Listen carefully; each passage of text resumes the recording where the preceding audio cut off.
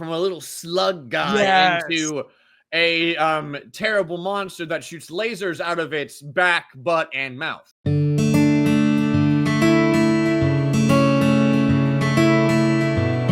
Just from what you described, that sounds really disappointing. It's like, it's like it would have been better if they would have introduced the villain sooner rather than at the last 30 minutes of the movie. It's like, it's like that there was no buildup or Yeah, like anything. so basically, they are Egon. It's Egon's family. He's passed. They're down on their luck, and this like young girl who like very much seemed to be like a call for the lead girl from Stranger Things. Her name escapes me. It seems like they wanted her, but they weren't able to book her.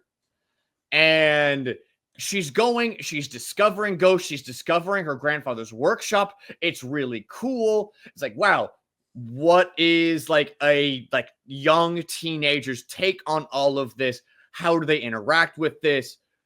Like, hey, the Ghostbusters used to exist, but then everyone just sort of forgot about them. But now there are ghosts coming back. There's some weird stuff going on. It's like, okay, cool. Where are they going with this? And then they take it to the exact same place as the very first movie. And I like things some as they are sometimes, but also if you're gonna be trying to relaunch a franchise, you can't be like reverent of the source material. Sometimes things need to change. It's not the 80s anymore. We like gay people now. Exactly. And I mean, things have changed, cultures change. And what I learned, like with taking business in college, and this does apply because the film industry is a business. One of the reasons why so many businesses will fail is because they don't keep up with the times. A really good example of this, although I'm a huge Sonic the Hedgehog fan, but this is where Sega failed and when Sony succeeded. When Sega released the Dreamcast, although I love the Dreamcast, I have a lot of childhood memories with that console, but the fatal flaw is that it couldn't play DVDs. While when DVDs like were really popular at that time, and that's one of the reasons why the PS2 succeeded. It was because that it could play DVDs, and it saved people a lot of money if they just bought a PS2, which they could play their games on it and they can play DVDs.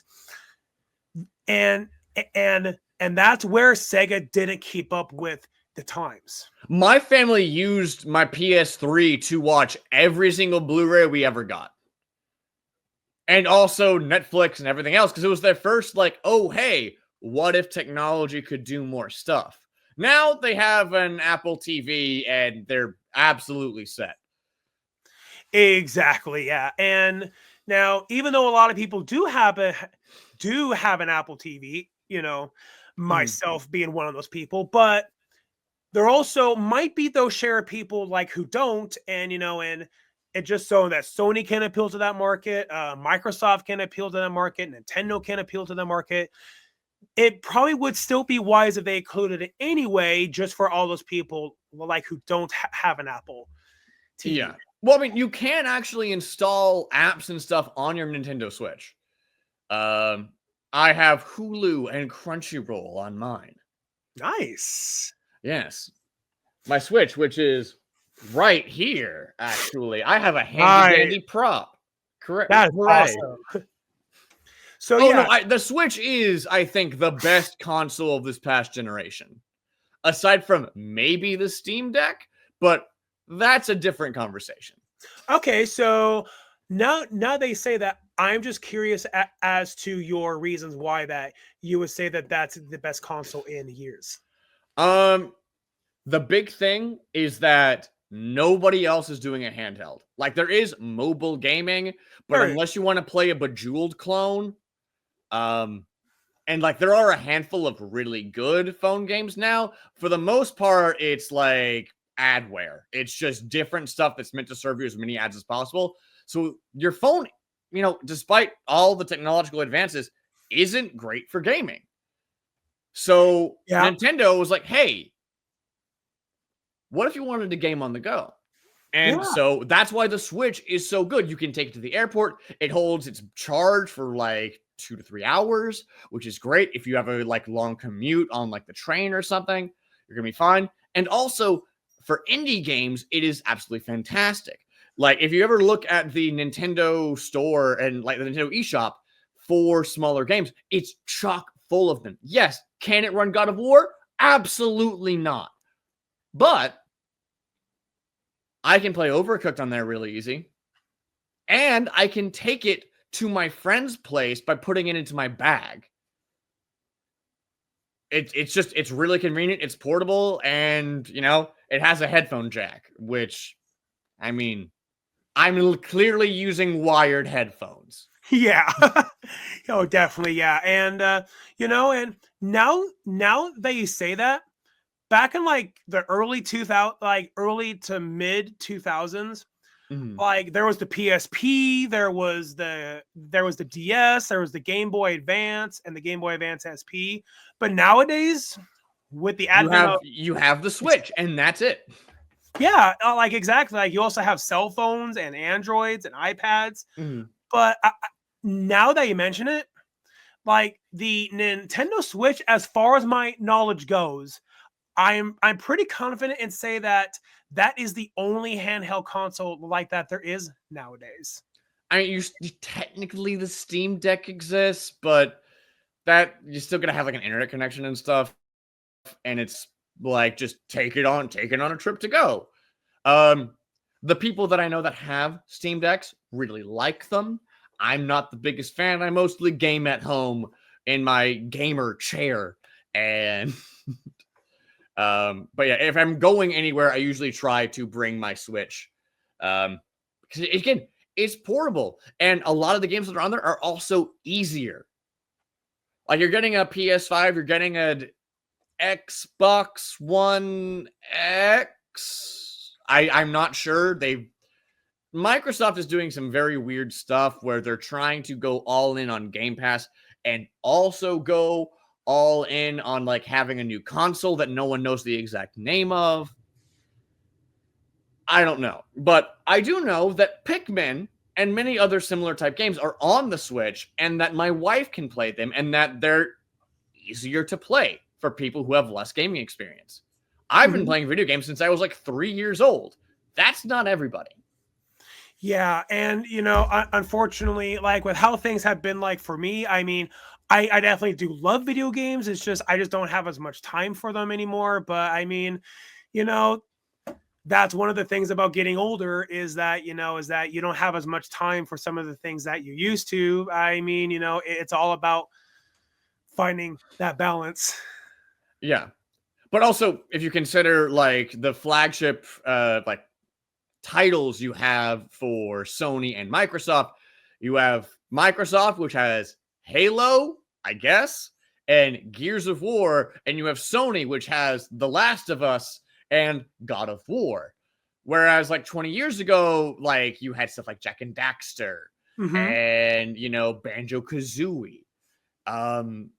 Like there was way more kid focus, and now there's way less of that. And I feel like Nintendo Switch has the market on kids. And also because the console is way less expensive. You can get like a Nintendo Switch Lite for like $150. So yeah, and which is perfect on that. You mentioned the Switch is a lot less expensive because that was also one of the things covered in business is that people like to be able to buy stuff where they can afford. I mean, that makes sense, and that's one of the reasons why the Sega Genesis actually succeeded over the Super Nintendo. It was because that they lowered the price of the Sega Genesis, so therefore a lot more people were willing to buy a Sega Genesis. And now I will admit I haven't done research on this, but I have that gut feeling. I have that feeling like that the Nintendo Switch might be outselling Sony and Microsoft simply because of that. I mean, here's the wonderful thing with the internet. You can easily type it in, right? Sold super easy. What's those units? Nintendo Switch versus PS5. Nintendo Switch has sold 142.06 million units through July 2024. I'm not surprised. Yeah. It's also Nintendo's best-selling home console. Wow. I was not aware of that. And the fact that it has beaten out the Wii, which even grandparents purchased because they knew that they could play Wii bowling with their grandkids, it outsold the Wii. That's impressive. And I mean, Yeah. considering that even my own parents would play the Wii with me. And, I mean, to make myself clear, it's not that they hate video games. It's just that I have only seen them play them only a handful amount of times. Mm-hmm. Yeah. It's just not like, for me, especially with the advent of Discord and everything else, it's a way for me to interact with other people. And just like play game and just like to hang out, and it's a shared activity. Oh yeah, certainly. And I could write a whole novel about all the lovely memories I have playing Wii tennis and Wii basketball and all that. And I knew plenty of other people at that time who had a very similar experience. Mm-hmm. Oh yeah. No, I'm grateful for the role video games I've played in my life, but there's often times when I am playing a game and I'm like, man, they really just wanted to make a movie. Like, have you played anything by Hideo Kojima? Okay. Now you have to keep in mind, I definitely have been behind on playing video games because my life's been so hectic. Remind me, what games? Death Stranding and Metal Gear Solid. Metal Gear Solid, yes, but I haven't played it in a really, really long time. Mm-hmm. So yeah. Yeah. I think Hideo Kojima is a guy who fundamentally wants to be making movies and is instead making video games that feel like movies. It is why he is recruiting like Guillermo del Toro, Conan O'Brien, Mads Mikkelsen, and doing extensive mocap with all of them for his games. Because, well, that's just what he likes to do. Yeah. I'm trying to bring the conversation back to movies. Back to film. Yeah. It's a full circle moment. Yeah, it's a very awkward and clunky segue, but I believe in us. I believe that we can bring it back. Exactly. We can do it if we believe in ourselves. Ah! So, with that said about movies, what are some of your favorite movies? Ooh. I mean, one of my just favorites to put on is Starship Troopers. Yes, that is a classic. And a big part of it is that I play a good amount of Helldivers. But it's also a very neatly done satire that still holds very, very true today. Hey, war is bad, but war is also really easy to get people on board for, especially when you make it cool and shiny.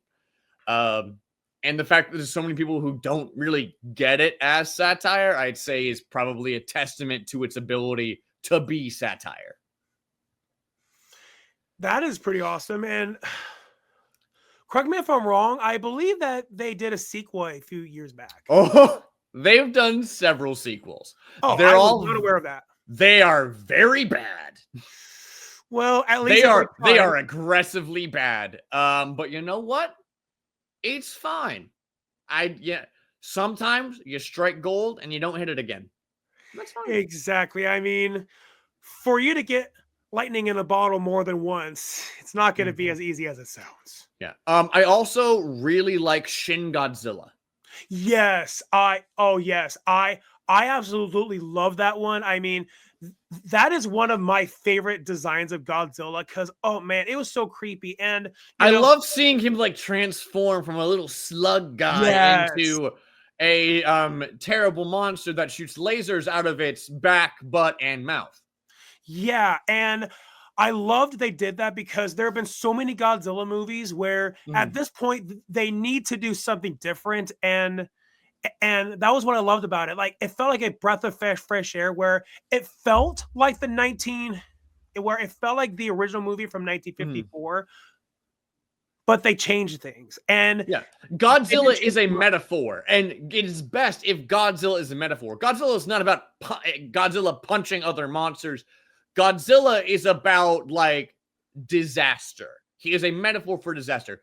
Shin Godzilla is about the Fukushima disaster, just hands down. And Godzilla minus one, Godzilla is a metaphor for survivor's guilt and how that can like take over someone's life. You know, Yep. Hey, it is best when it's a metaphor. It doesn't always need to be literal and marvelized, you know? Exactly. Yeah. And in your own opinion, which one would you say that you liked more, minus Hmm. one or Shin? Ooh, that's a hard one. That's a hard one. Hmm. While in So, my sorry. okay, I have an answer. Okay. I think that Godzilla minus one is better, but Shin Godzilla is more suited to my tastes. Okay.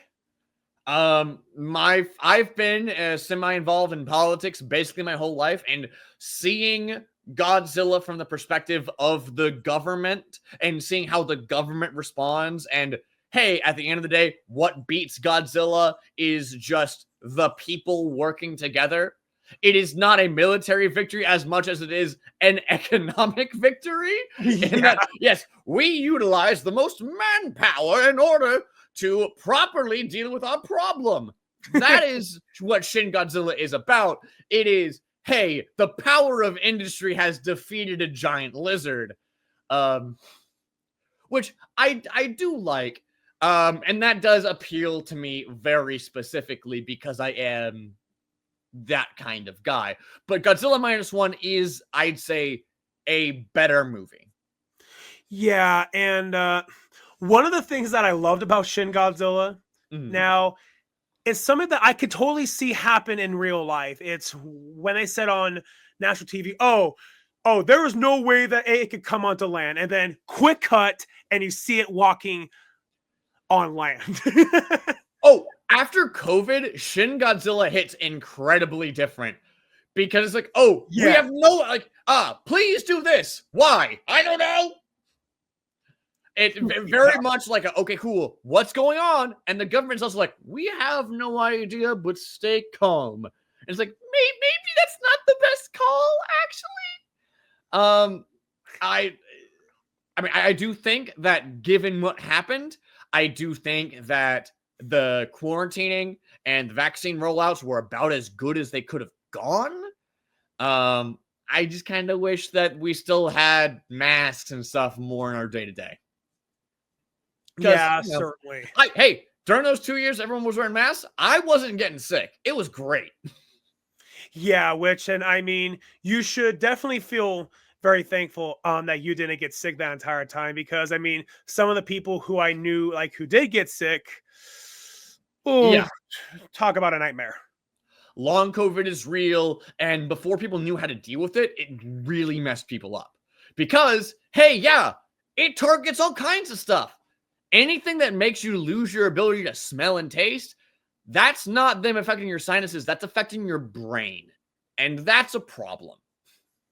Yeah, like I unfortunately have known some people like where after they got COVID and then unfortunately it and then impacted like how their eyes are rather than the eyes being Mhm. straight like that. It's now like more Yeah, cross-eyed now.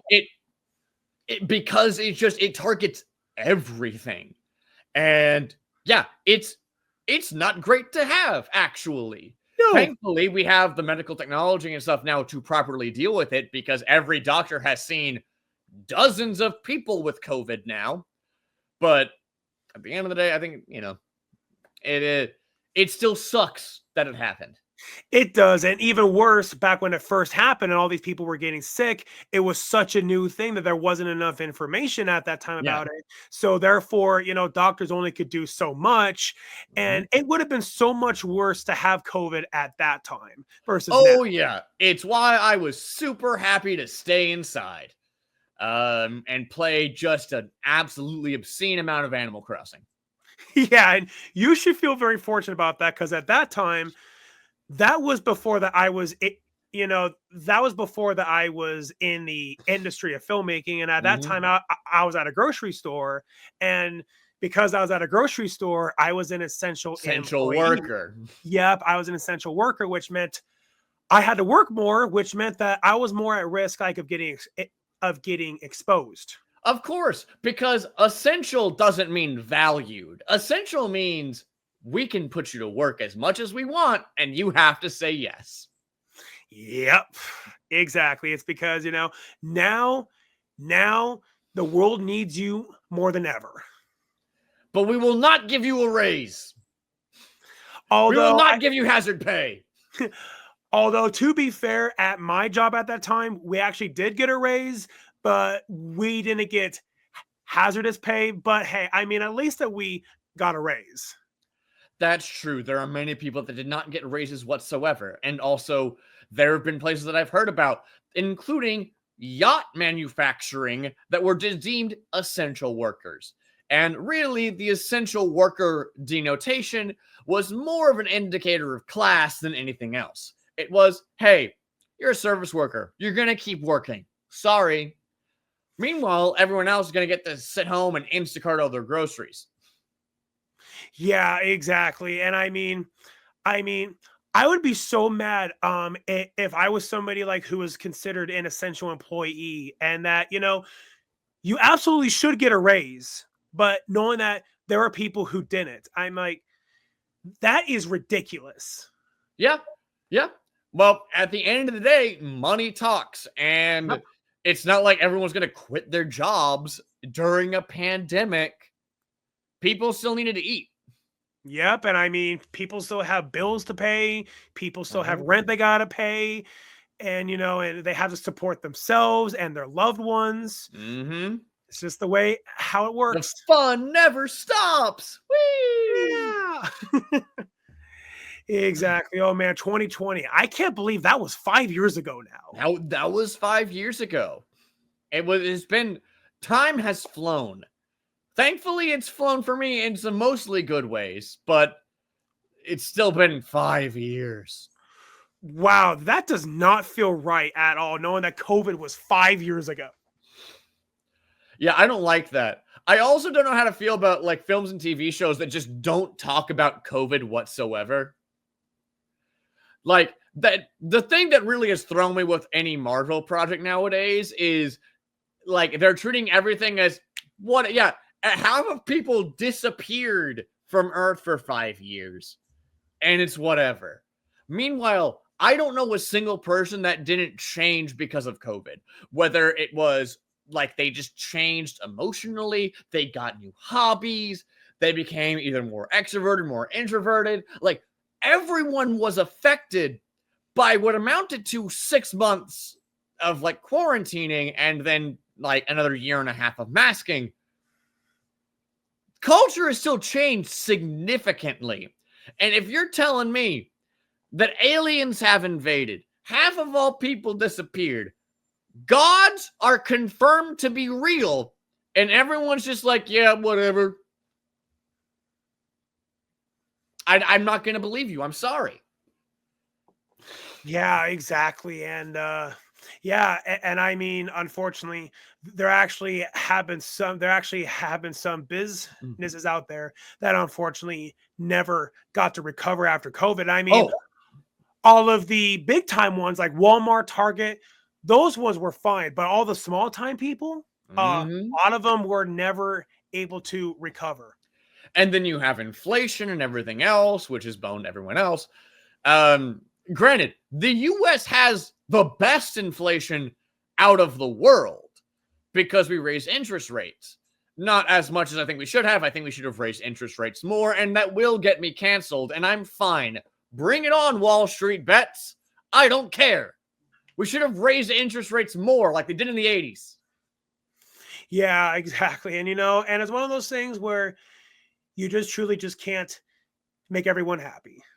Oh, you 100% cannot make anyone happy. Well, you can make some people happy, but True. it's just like with comedy. You can't make everyone happy all of the time. And if you do, it's not going to be a great time. Have you ever heard of the ice cream problem? I have not, no. So the idea is you have 100 people and you need to get them to agree on an ice cream. And at best, you might get chocolate. And when it comes to making decisions, or in this case, the media landscape, vanilla or sometimes chocolate is what wins. Which is why we don't get a lot of very weird shows too often. It's why we have a lot of cookie cutter recycled ideas over and over and over, because they're trying to appeal to everyone, and so they're not taking any real risks. Mm-hmm. It's why most major movies right now are sequels or tie into a superhero franchise or Reboot, are like a $2 million budget horror movie. Which those have my full support. I don't watch horror movies, but I fully support indie movies. Keep it going. Exactly. And I mean, take Disney down. Yeah, I mean, considering that Terrifier 3, which had a budget of what, $2 million, knowing that compete against Joker 2, which had a budget of $200 million, Terrifier 3, an independent film competing against a big budget mainstream Hollywood movie, beat Joker 2 at the box office. Yes, because no one wanted Joker 2, but they did it because it was safe, because they figured, hey, more people are going to like this than this other movie. Now, all of like the weird, interesting movies, if they are produced, are usually shunted off to streaming services like day one. Because, oh, hey, cool, it's got a smaller budget. We don't really need to worry about our return as much. Nah, put Hot Frosty in theaters, all right? If Red 1 can be in theaters, put Hot Frosty in there. I don't care. Exactly. Exactly. And I've heard so many people complain about, oh, there's so many remakes and sequels. And I'm like, there is original content out there. You just got to support it. Yeah, like the only real subscription service I really continue is Dropout, which is done by the formerly known as College Humor. $6 a month. And it's great. They have shows that come out almost every week because they understand that the way to build a following is to pace out your content. Dropping a full season at once just means that it won't be part of the culture, which we saw with the loss of JoJo Fridays. Rest in peace. Mm-hmm. If you're an anime fan, you'll get that. If not, you have no idea what I said. But you know what? That's okay. Yeah, I mean, I've only seen a handful of animes. Like, I have seen the popular ones like Dragon Ball Z, Pokemon. I've seen, it's a name that I have a hard time trying to pronounce, so sorry, I'm going to do my best. Now, Rautu, I'm so sorry if I butcher that. I did the best that I could. Did you mess up saying Naruto? How? It's 3 syllables. And they say his name constantly in the opening. I mean, to be fair, I've only seen the show a handful of times, and I haven't seen it like in over 10 years. So a lot of it's just by what I can remember. You know what? Fair. I will allow it for now. But the reason I bring up JoJo is because Netflix was releasing like parts 1 through 5, usually on like a weekly basis. So JoJo Fridays were a thing that people on Twitter, on Tumblr, on all your social medias could go and talk about. Like, oh, I love this episode. I love this episode when this guy shot lasers out of his eyes. But they were made of jukes instead of laser. Actual thing that happens in JoJo, because JoJo's like that. But then for part 6, they released episodes in bundles, which meant that the following that had been built, people couldn't go crazy about it. So I barely saw people talking about it on social media because you didn't get that sense of anticipation each week.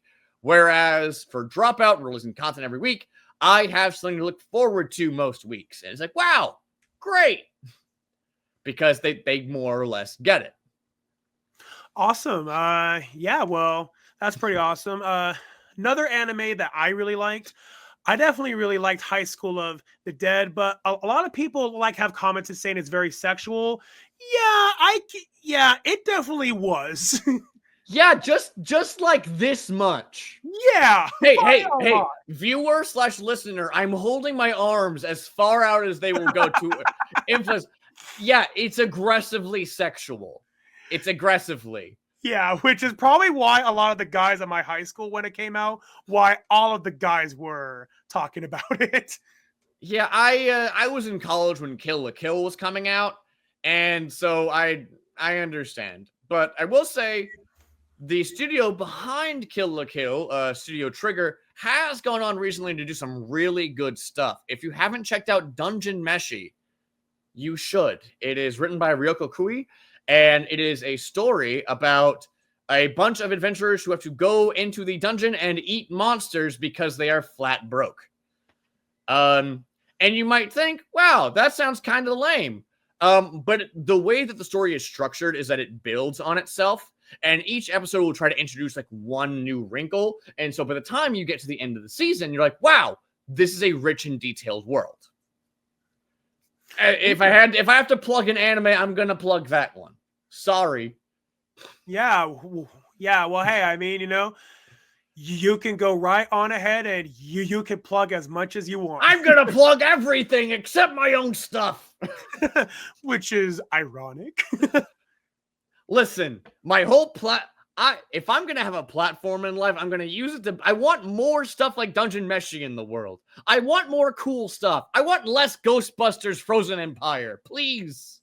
Yeah, and one of the things I find really ironic about Frozen Empire is that it was released either shortly before or shortly after Godzilla X Kong: The New Empire, considering that they were both sequels and both had Empire in the title. And Godzilla X Kong: The New Empire happened to have had an ice villain, while when, Frozen Empire obviously had to do with ice, and, both of them didn't get the best of reception, and it was just an odd coincidence. Frozen Empire had like an evil god or something that was trapped in a Pokeball and then gets let loose. It's not completely a Pokeball, but it's a small hand-sized metallic object that the bad guy spends the whole time trying to get out of, and then it does, and then it's like, rah, everything's kind of cold now. Yeah, I haven't seen Frozen Empire, so I can't know, but it would be really. Oh, I think you should, because I think that part of having a varied and good media diet is watching things that are occasionally not good, because then you can appreciate the things that are good. If you only ever watch middle of the road stuff, then you're gonna have weird biases. I saw Argyle in theaters, so I've seen some bad stuff. But it also means Argyle's execution was bad. The director, he struck gold with the first Kingsman, and every movie since he's been like, what if I kick it up a notch? And everyone's like, no, please stop. Please stop kicking it up a notch. It was fine. Now, Argyle, correct me if I'm wrong, wasn't that the one like that had Bryce and Dallas Howard in it? Yes. Yes, that one. Yeah. They also had no idea how to style her. They put her in a particular dress for half of the movie, and it looks like it's made out of like Party City material, and it's just not flattering. And she's a very attractive woman, and they put her in a haircut which did not flatter her. The dress didn't flatter her, and it just wasn't great. She looked hotter when she was in jeans than she did in like the fancy like dress, and that feels weird. And also, the big thing is that is sort of like the thing about the whole movie, is that they had a lot of really cool stuff going on in it. They just did not deliver on it in a way that I found satisfying, and they failed to deliver for half of the movie. That's a real shame. Yes, because I know that everyone on the cast is good. Everyone on that, it was a star-studded cast, and they're all really good at what they do. So the fact that I do not like the movie is not their fault. Right. I wish them all the best, but of course, it just wasn't that good. The moment that Henry Cavill leaves the movie, I also should have gotten up and left. I think I would have enjoyed it more. Yeah. So speaking of Henry Cavill, you actually gave me an idea for my next question. How do you feel about him no longer being Superman? Sure. I think he is going on to do a Warhammer 40K project, and he left The Witcher because he had issues with like how the story was being told, which means he is a very particular fellow who's going to be particular about Warhammer. Mm-hmm. And what do you know about Warhammer? Do you know anything? I honestly am not all too familiar with it, so fill me in. I can't, because there is so much lore that I watched YouTube videos explaining all of the major factions, and I spent 3.5 hours on it. And that was just saying, hey, here are all the major factions, here's their backstories, here's what they do. Not even the events that take place, just, hey, do you know what a Necron is? What is a Dark Eldar? What's a Tyrannid? Well, I know all of this now, and I also know that if Henry Cavill is as, persnickety as I think he is going to be, we are going to get an incredibly accurate Warhammer franchise. And that puts my heart at ease, because Warhammer is so deeply and unforgivably weird. It's unrepentantly weird. There is a species of alien that believe that if their guns shoot better when they're red or something. No, I think it's if their spaceships are red, they will go faster. And because they believe that, it is true. That is how the orcs work. They are all subtly psychic. Their spaceships, their machinery doesn't work. They just believe that it does. And so it does. And they're not the weirdest ones by far. Oh, that's really interesting. There's a reason that people that get into Warhammer get really into it, because it is as wide as the ocean and it is as deep as the ocean. The Imperium of Man, for example, has like a crap load of various factions, all of which are really weird and oftentimes really cool. Looking at you, Adeptus Mechanicus. yeah, definitely. And Battle Angels, Grey Wolves, like, come on. Exactly. It's like, it'll raise, I want to raise the bar for weird, because there's so much like milquetoast stuff, like the marvelization of everything where everything's really easy and like straightforward. Nah, bring Warhammer in. There's faster than light travel in Warhammer. You know how? Because like a mostly dead emperor is the North Star in the warp, which is basically hell. Spaceships have to go through hell to do faster than light travel, which makes the demon gods mad. Warhammer's great. It's really weird. Yeah, and I mean, just judging everything you said, I'm getting stuff wrong, I bet. I'm doing a poor job explaining it. It is, again, don't listen to me. Look up some explainer videos, and you will at the very least be like, wow, I'm going to steal those ideas for my own stuff. Yeah, and I mean, to be fair, I mean, that is something that has happened quite often within the history of movies. I mean, a good example is that when George made Episode 4, A New Hope, I mean, a lot of the things that he did in that movie actually were taken from movies that came out before, that whole famous opening crawl that came from, I forget its name. Crap, I just forgot its name off the top of my head, but I do know it came from some cereal, I believe, from the 40s or 50s, I believe, at that time. Probably. Again, art is not made in a vacuum.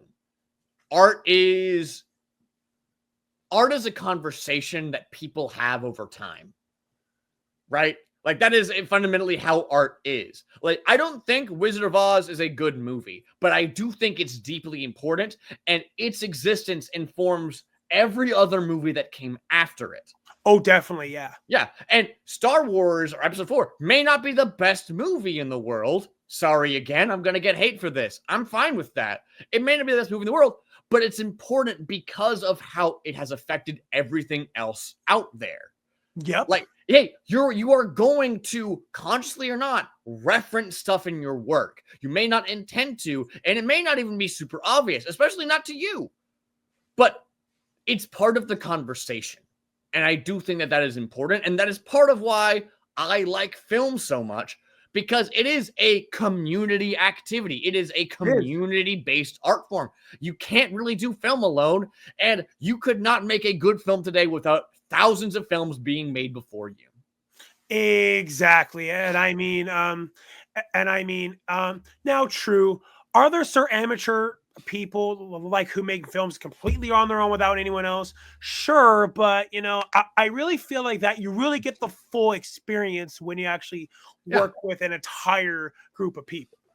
Yeah, no, and that's part of the joy of film. Film is also community. You are bonding on set by working together for 12 plus hours in a single day and suffering through people getting crafty for second meal. Yep, exactly. Yeah. And I've The even number of heard times I've had pizza. It's too much. Yeah, according to what I heard that Bill Skarsgård, when he did that new Nosferatu, there were times when he would be on set for 18 hours. So yeah. It's long, drooling hours, and even more so when it's a low budget independent film, like where their time is not going to be as available as it will be for a larger budget movie. I mean, I personally think we can get film days down to 8 hours. I think we need to go back to the days of yore when film was just a regular job. And you went in, you did your 8 hours, and you went home to your family. I think we can get back to that. I think it's going to need some major restructuring, but I think that it's possible. You can't tell me that you're spending $300 billion gajillion dollars on a project and say, yeah, our biggest thing is the fact that we're paying for crew. No, a lot of this is only CGI anyways. So spend more time investing in making sure people have a stable job. Make sure people have regular benefits. Hey, listener, have you noticed that most TV shows only really have 8 to 12 episodes nowadays per season? Isn't that weird? Because you think about it, and in previous years, back in the cable days, seasons would have 26 episodes, super long seasons. And the benefit of that is that crews were able to feed their families for longer and be able to have more stability in their lives. And studios don't like that. They just don't. Why would they pay more for more episodes? Yeah, and and it's one of those things where I definitely never thought about that, and I didn't, and now that you say that, now it makes a lot of sense. Yeah, think about streaming in general. There's no incentive ad-wise to get people to tune in every week. You want people to make one monthly purchase over and over and over again. So you're trying to dangle a bigger and bigger lure in front of them by saying, hey, we dropped all of Stranger Things season 5 now, and all of the kids are now 28. Because they don't have to keep people on the line for season after season, episode after episode. So we're going to make much smaller shows with crazy high budgets, and some of them are really, really good. But also, because they're shorter seasons, and because of how all of it works, many people are not getting the royalties that they used to. They're just not. Yep.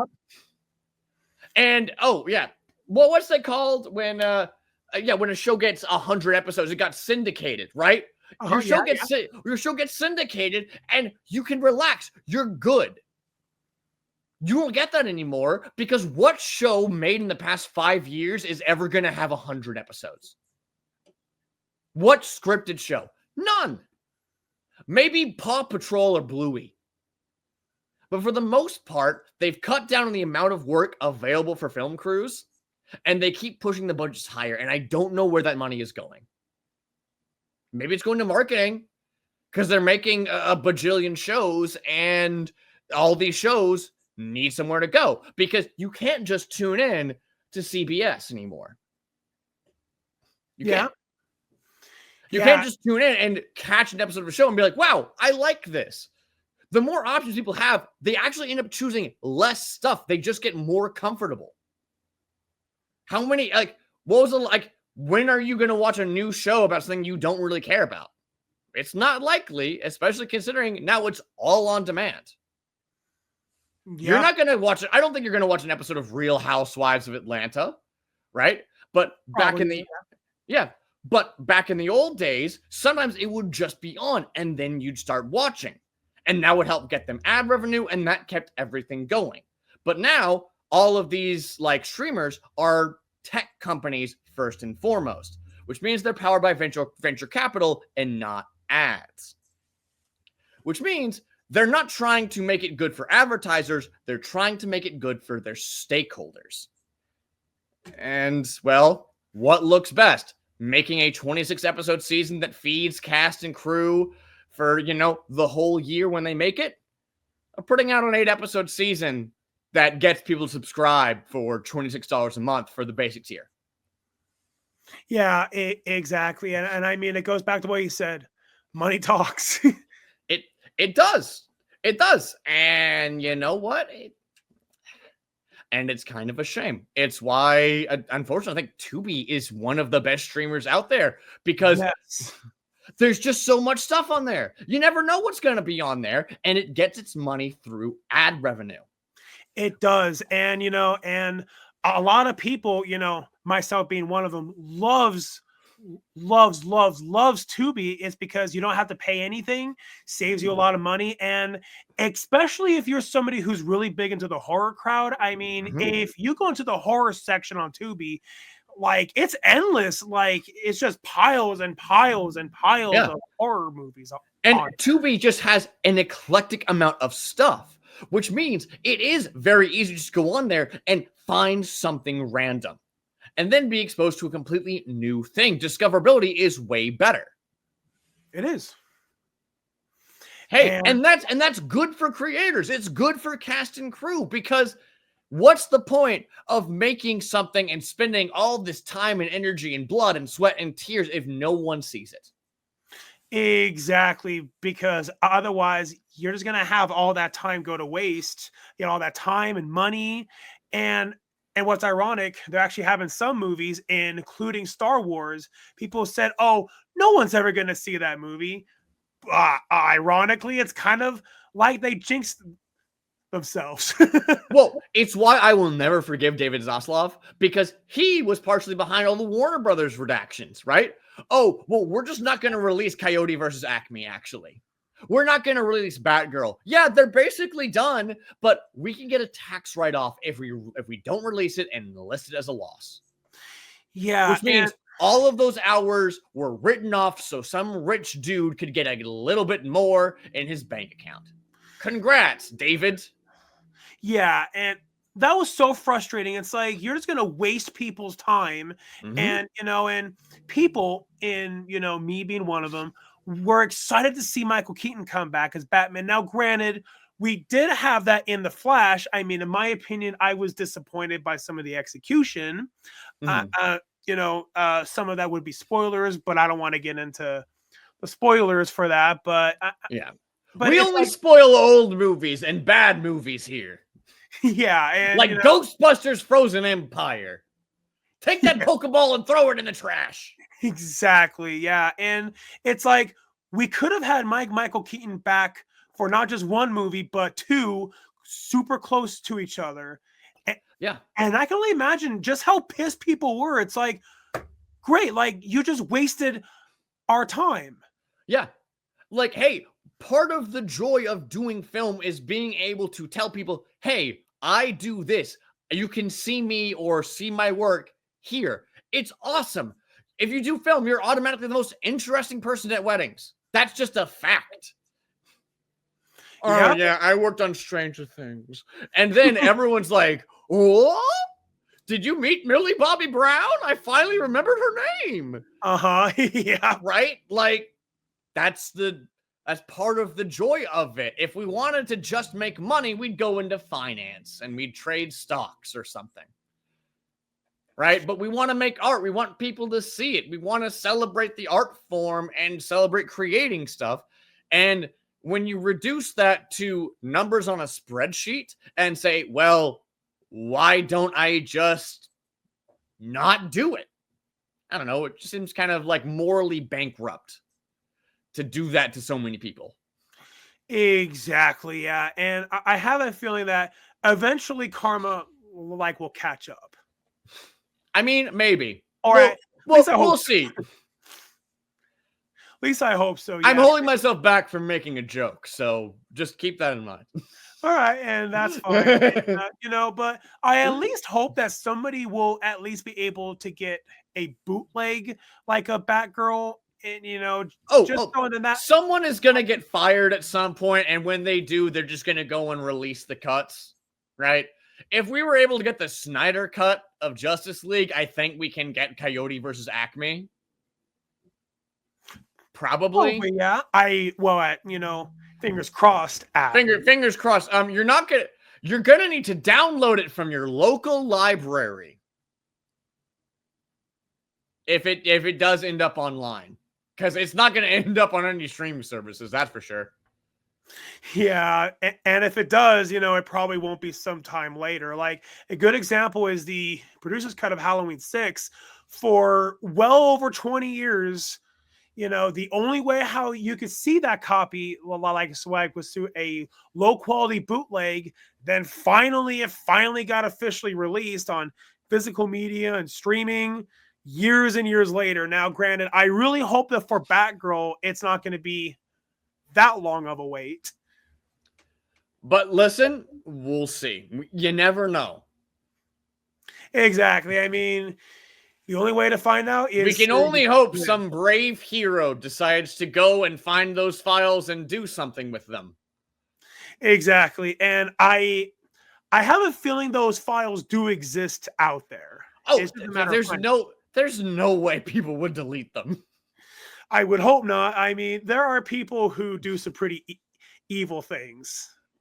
Yeah, but also tech people, even if you deleted it, they'd find some way to bring it back, I think. Never underestimate a nerd with time on their hands. And I say that as a nerd with time on my hands. And so therefore you out of all people would certainly know. Yes.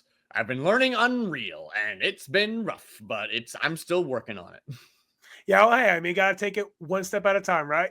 That's all you can do. That's all you can do. You just gotta do your best. And at the end of the day, if you want to make something, just try to make it yourself. And there's a saying that's like, hey, at the end of the day, you need to find your 1,000 people if you're creative.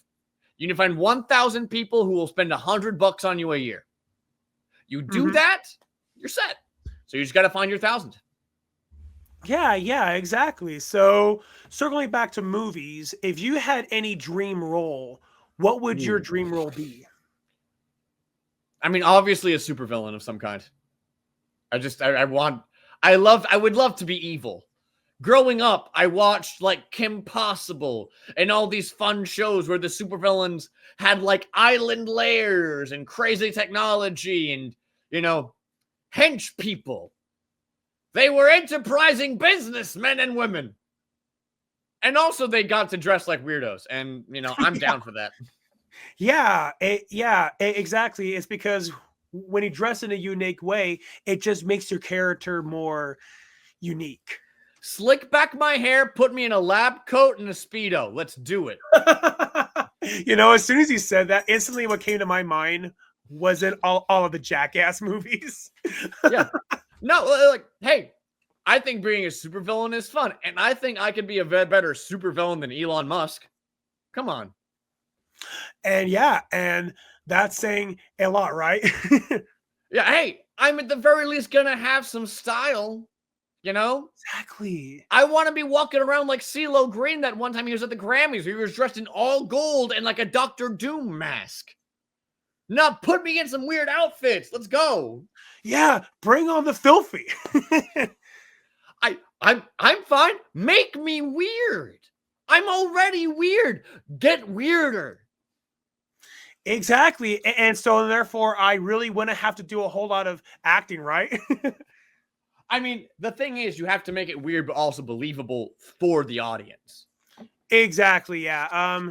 Because ultimately, if the audience isn't going to buy into it, well, and then the whole Yeah. project is just going to fall apart. I do look up to Jim Carrey specifically because I talk about with my wife often how he sort of bridges the gap between cartoon and human. It's why he was great in The Mask. It's why he's great in the Sonic movies, because he is able to embody that kind of energy while making it feel genuine enough to be believable. Exactly. I mean, people often have said that Jim Carrey is actually a living, walking cartoon character, and I'm like, yeah, Yeah. that is spot on. Yeah. And he's really good at what he does. If there's anyone whose career I'd like to inherit, I'd love for it to be his. So if you're watching, Jim, hi. Yeah, it's actually really ironic that you mentioned that because I actually have a friend of mine like who actually happened to met him. And then she threw me a major bone, and then she actually got Jim to send me a signed photo. See, I don't want that memorabilia. I want to be like, hey, how can I do better? Because I think I'm a pretty solid actor, but I know that I can improve. And if people tell me semi-regular that I give them Jim Carrey vibes, hey, I'd like to know how to capitalize on that. Who's your agent, Jim? I'd like to know. Yeah, exactly. And it's kind of ironic you mentioned that because I've had a lot of people tell me growing up, you are the next Jim Carrey. I'm like, thank you so much. Yeah, I mean, well, it's sometimes a compliment, but only sometimes. Sometimes it's like, Yeah. you have a lot of energy and I'd like for you to take it somewhere else. Yeah, I mean, it could work for some movies, like say, like for Ace Ventura, and especially for The Mask. It makes sense for The Mask is because that was already based off of a comic book, so I mean, so that made sense. Which is apparently much darker than real life. Yes, Much darker than the movie. They significantly toned it down for the movie, but I do understand why they did it for the movie. It's because that they wanted to appeal to a broader audience. I do understand that, but it definitely would be nice to have a new Mask movie, which is a lot, which is more faithful. Yeah, I mean, they could do it. It's the age of reboots, everybody. Mine as well. Go crazy. I mean, mine as well. And I mean, especially considering that the original comic books were a lot more horror-esque. So I feel like if they rebooted it as a low budget, a reasonable budget, like a dark, gritty, independent movie, I think that could work. Oh, definitely. But who would take over? Me? You? Some other Timothy Chalamet, maybe? Yeah, and that would be the hard thing. And it's like trying to fill the shoes of Jim Carrey. Those are big shoes to fill. They really, really are. But I'm ready to give it a swing. Hire me for roles. Exactly. Do what you know you want to. And so I did research. Jim Carrey was not the original choice. The original choice was Nicolas Cage. I've heard that as well, and it's completely unsurprising. I think Nicolas Cage is just busy. And you know what? I will say I admire Nicolas Cage's work ethic. He is always working. And you know what?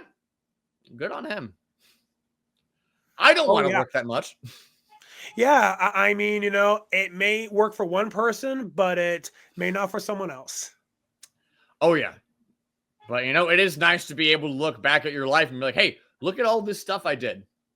Exactly. Like, Nick Cage was also almost Superman. Yeah. I would have liked to see that. That would have been really interesting, like with the long hair and all that. I mean, it's a very interesting choice. Give me Stoner Superman. Exactly. Yeah, bring on the filthy and yeah, and considering that it was going to be done by Tim Burton, it was going to be written by Kevin Smith and Oh, from I what wonder I who Helena Bonham Carter would have played in it then. yeah, exactly. And like and Johnny Depp even like maybe Johnny Depp like as Lex Luthor I guess.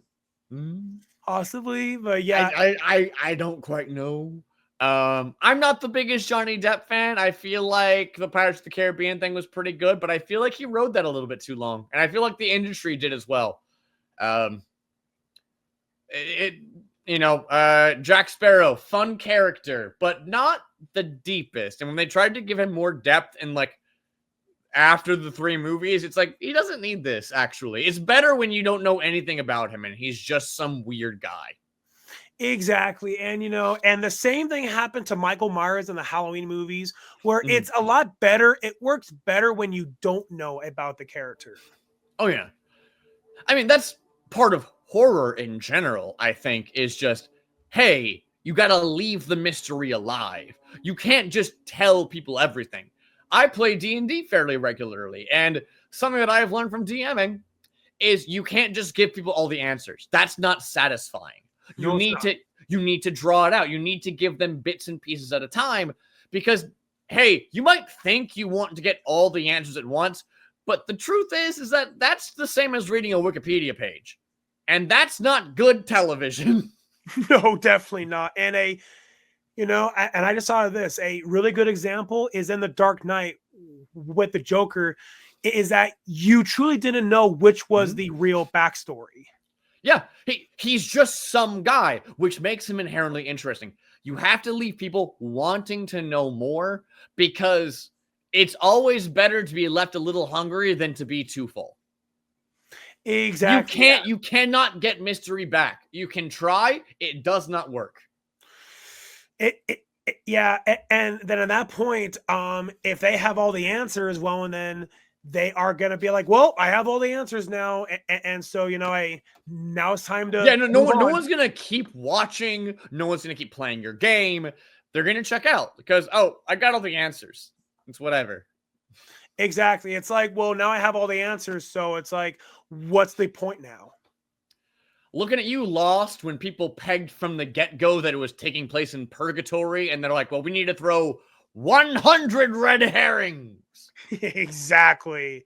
Gravity Yeah. Falls did it better. Hey, you already guessed it. Screw it. We're going to cut out a whole season and just get to the part you expect and that you want. Hey, Exactly. treat your audience with respect. It's not that hard. Yep. And that actually reminds me of a quote Alfred Hitchcock once said, "You've got to respect your audience because they are the ones paying to see your film." Yep. Without And them, you're just some guy. exactly because it's your audience who is giving you the source of income. And then, and it's funny how you mentioned the Sonic movies because if they would have kept that original, that god awful design of Sonic, Mm-hmm. the movie would have failed. But since that they listened to people's feedback, they went, okay, that's not what you want. And, and we now know that if we keep that old design, we're going to lose money. The movie's gonna fail. We want this movie to be a success. So we're gonna go back to the drawing board. And I have to give them huge props. Yeah. One moment. I need to close a door real quick. That's okay. Totally fine.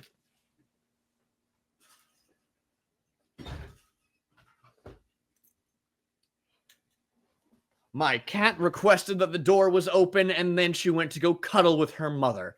So it's gotten quite cold in my apartment. Atlanta had a snowstorm recently, so that has been a whole thing. I mean, if it makes you feel any better, I had the same issue like where my own heater, went out, and even worse, it's freezing cold in my area. So and then I call my landlord like, okay, can you please come fix it now? now, please, because I'm grateful freezing. to live in an apartment complex where they get stuff fixed like the next day. It is really nice, and I'm never gonna get over it. Oh, definitely. Yeah. I mean, I can say the exact same thing about my apartment. Yeah, it's extremely nice. Yeah. So So is so there yeah. anything else you want to bring up? Yes. So are there any so yeah, my final two questions. What's All your right. advice? All right. Question number 1 of 2. What's your advice to anybody who wants to pursue the industry of filmmaking? Hmm. Never move anywhere without a plan. Never do it. It's not going to end well. Unless you know you're going to get work, you're just going to be spending a lot of time and money trying to find work. And you know what? You can get an Airbnb, you can do a room share or something. You can work, you can travel in to do productions and stuff, and you can build connections that way. Do not just move somewhere and hope that it'll all work out, because I know that it's really tempting. And I know that there's something in the American dream about, I'm going to strike out on my own and follow my dreams. And that's great in theory, but you got to pay rent. Yep. You got to pay rent. Food, gas. Um, yeah. So figure out what you want to do, because also, being a master of none is great when you're in a student film. It's not great when you're trying to get people to pay you hundreds of dollars to do a job. Because, hey, if you do everything, then you're kind of a master of none, and people need you to do one job extremely well every time. That is what film jobs are. I need you to do this thing. I need you to not have problems, because if you have problems, you're going to set me back. You're going to set her back. You're going to set them back. You're going to make everyone wait while you have to fix your gear. Exactly. Yeah. And yeah.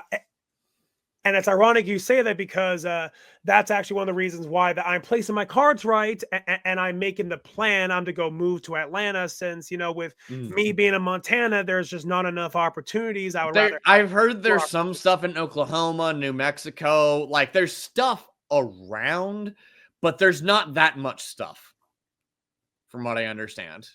Yeah, exactly. And yeah, And none of those and places are even particularly close to you. Um, it's just, there's stuff, but it's not going to be consistent or good. exactly, which is one of the reasons why that I'm going to go move to Atlanta because, I just want to have more opportunities. And I mean, Atlanta pretty much has become the new Hollywood. And I mean, people even are calling it now Hollywood of the South. I've heard it referred to as Yollywood. That's a first. However, I went to the Mixer a couple months ago, and something that I heard from all the sound mixers there, all of whom have decades of experience, is that a lot of productions are going out of the country right now. There's a lot in like Vancouver and like in London. People are going outside of the States because of all of the crap that's been going on the past few years. That makes So, sense.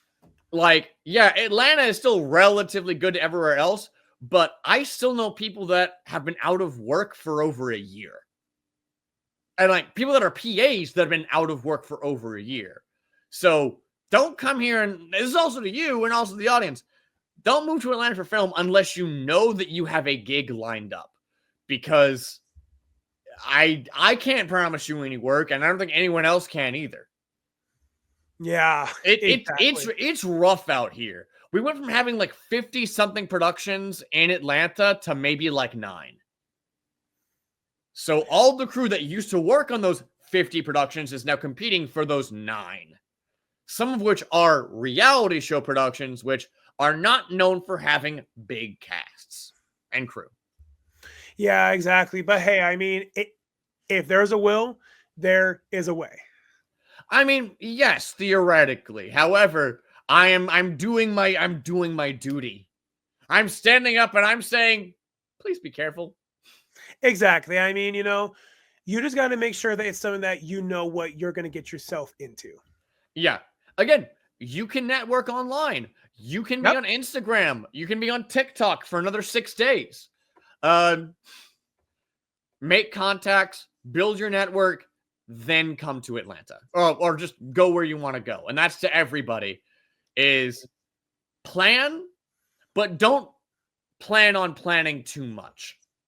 Because you don't want to get stuck in like analysis paralysis and then end up being 45 and be like, oh no, it's time for me to completely change my life. Because, well, hey, the intro like film roll is the PA, and a PA in Atlanta will make 150 over 12. That's how it is, and you can't feed kids on that. Nope, you really can't. And so my final question, is there any upcoming projects that you would want to plug in? As of right now, not too many. Again, winter has been winter. I would just ask that, or would advise, follow me on Instagram at Lawson_Nuland, and you can watch some of my streams at Swagger Dragon on Twitch. Aside from that, I'm going to be starting up a YouTube channel called Two Story Entertainment this year. Ooh. Where I'm going to be having my wife do lots of writing and me do a good bit of directing. I just know a crap load of incredible actors and just people in Atlanta, and I want to try and make some more interesting stuff. Awesome. Well, as soon as that YouTube channel, and also if you want me to be on your podcast, please reach out and send me a DM, because I love being on podcasts and talking about myself, which is a necessity for any actor. Yeah, and I mean, as soon as that YouTube channel is up, I definitely will be sure to share it on Facebook, Instagram, and YouTube. I'll let everyone know when we have our first video up, which we need to find a location for. Woo! Yeah, I mean, I love location scouting. It's the most fun part of filmmaking. Yeah. I see that Taylor wishes to ask a few questions. Okay. Bring it on. I'm not afraid. I've been hit by a bus. You can't scare me. Your favorite, Taylor asked your favorite game. Ooh, favorite game of all time. I'm going to double check the title. Outer Wilds. Okay, add me in. Yeah. No, favorite game all time, hands down, Outer Wilds. Okay. Not the Outer Worlds, which came out around the same time. The Outer Worlds is made by Obsidian, who famously made Fallout New Vegas. Very good. Space romping adventure. Great. Outer Wilds is you are caught in a 22-minute time loop where the sun continues to explode. You have to figure out how and why. If I cried at the end, and if there was one game I could scour clean from my brain, it would be that one, because once you beat the game, there's no reason to go back. It is just hands down best game ever played. I personally like the Forza series on Xbox. That gets a lot of criticism. But on PC gaming, I'll probably end up going with simulators like American Truck Simulator. Fair. I can spend hours. That is fair, yeah. I play a good deal of like Crusader Kings and RimWorld, that sort of thing, which are sort of simulation-esque. Yeah. They're just weird, and I like them. I like weird niche stuff. I don't play too many shooters. I used to play Fortnite. I don't play Fortnite anymore. But yeah. But I'd say second favorite game is Fallout New Vegas, simply because the story is really, really well done, and the writing is just so aggressively consistent. And third favorite is Metal Gear Solid 5, simply because you can throw a grenade and then tell your sniper, please shoot that grenade into that helicopter, and then she'll do it. And it's just gameplay-wise, it has the best game feel of any game I've ever played, and I have 200 games in my Steam library. I know a couple things about video games. Now, I can take your word for it. Yeah. If you were looking at games from Windows 95 or earlier up to Windows Hmm. XP, what would you pick? I mean, again, Outer Wilds. It's just, again, I think it's the best game of all time because it's just it's just good. When was Outer Wilds released? Outer Wilds, I think, was like 2019. I'm double checking right now. Yeah, 2019 adventure video game developed by Mobius Digital and published by Annapurna. God, So I'm thank God for asking more Annapurna. for retro games, PC Oh, games. retro PC games. I mean, there is the fun answer of play Zork, so you can understand how far video games have come, because Zork is Zork. Really old games. I'm checking my Steam library real quick to see my oldest stuff. I think Spore is a wonderful, like, historical piece of video gaming. Simply because of all of the hubbub about it and the legacy it left behind, and just I also happen to follow I happen to follow a video game that's being developed called Thrive, which they are basically trying to make realistic Spore, so they have realistic evolution going on, and it's very granular, very in-depth, and you can get it for free on their website. To try it out, I heartily recommend it. I purchased it on Steam, but they have like the cell stage basically completely done, and it is way truer to life and way more scientifically realistic. Again, another plug, because that's who I am as a person. I like a thing, I hype up that thing. All right, cool. All right, awesome. Well, I think that about does her. But yeah, thank you so much. Play Sonic Adventure 2 Battle. Yes. Yes. Play Sonic Okay. Adventure 2 Battle. Play Yes. Sonic Adventure 2 Battle. Yes. And in my opinion, that is the best Sonic game we have ever had. Yes, and the fact that apparently Sonic 3 follows the plot of that game so closely, I'm like, yeah, let's go. Let's do it. I still haven't seen it. I need to, but it's been on the list. But yeah, I mean, if you're a fan of SA2, you'll be really happy with the third Sonic movie. Oh, I've heard some stuff, and I'm looking forward to it, especially. Oh yeah, I mean, when I Mostly, I just love that game for the Chow Garden, because I'm a little guy that's like, I want to have little guys and raise them, and then have them punch each other. Yeah, exactly. And yeah, all right, you all stay tuned for future content.